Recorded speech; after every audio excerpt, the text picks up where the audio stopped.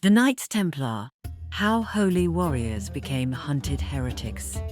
At the dawn of the 12th century, a brotherhood was born in the shadows of war. They were knights sworn to God, men of the sword, who wrapped their vows in oaths of poverty, chastity, and obedience. They called themselves the poor fellow soldiers of Christ and of the Temple of Solomon, but history remembers them by a simpler name, the Knights Templar. For nearly 2 centuries, they stood as guardians of pilgrims, defenders of Christendom, and one of the most powerful orders the medieval world had ever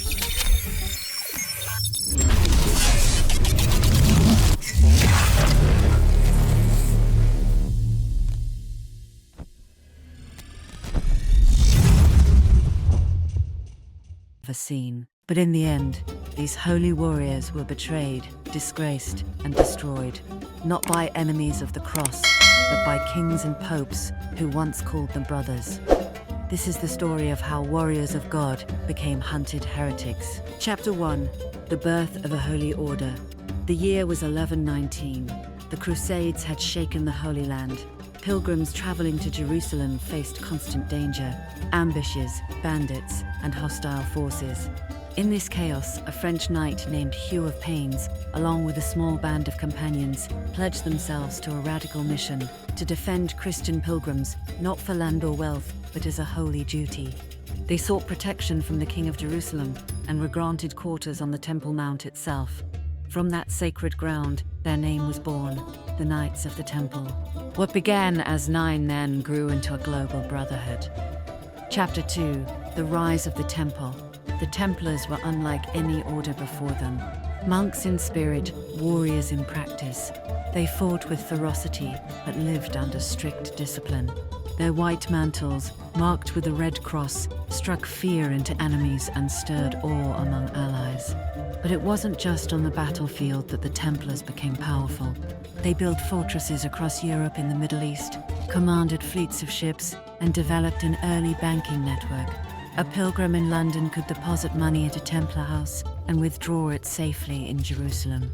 In an age when kings struggled with coin, the Templars mastered wealth without claiming to seek it. And soon, they were more than knights. They were financiers, diplomats, and power brokers. Chapter 3. The height of power. By the mid-13th century, the Templars were at their zenith. Their castles lined the frontiers of the Holy Land. Their commanders advised popes. Their treasuries rivaled monarchs. But power breeds envy, and the Holy Land was slipping away. The Crusader states fell one by one. Jerusalem was lost. Then Acre, the final stronghold, in 1291. The Templars retreated to Europe, wealthy, disciplined, but without the holy war that had justified their existence. And in the courts of Europe, whispers began to spread. What use were warrior monks when the Holy Land was gone? Chapter 4. Enemies in the Shadows. The greatest threat to the Templars came not from Islam, but from Christendom itself. King Philip IV of France, known as Philip the Fair, was a monarch drowning in debt, much of it owed to the Templars. He looked upon the order's fortune not as sacred trust, but as his salvation. At the same time, Pope Clement V, weak and politically entangled with Philip, was pressured into questioning the Templars' loyalty. Rumors, whether seeded or exaggerated, spoke of strange initiation rites, denials of Christ, and secret idols. Were these holy warriors truly men of God, or heretics cloaked in white? Chapter 5. The Fall.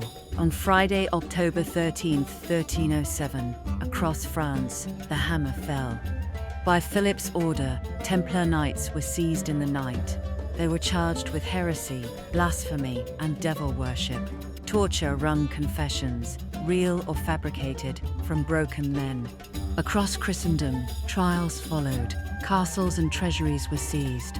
The once mighty order, feared on battlefields, was reduced to prisoners in chains. For years, the struggle dragged on.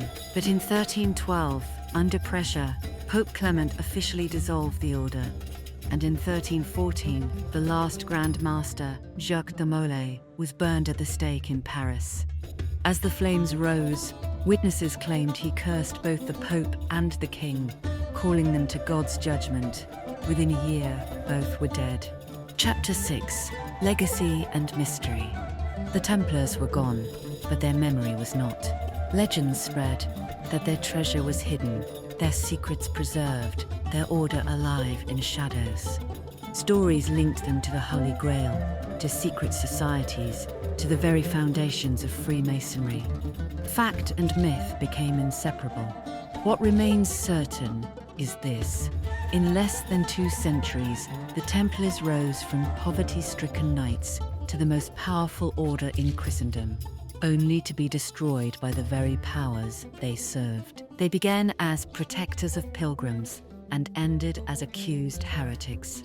Their rise and fall reveal the peril of mixing faith, power, and politics in a world where yesterday's holy warriors can become tomorrow's enemies.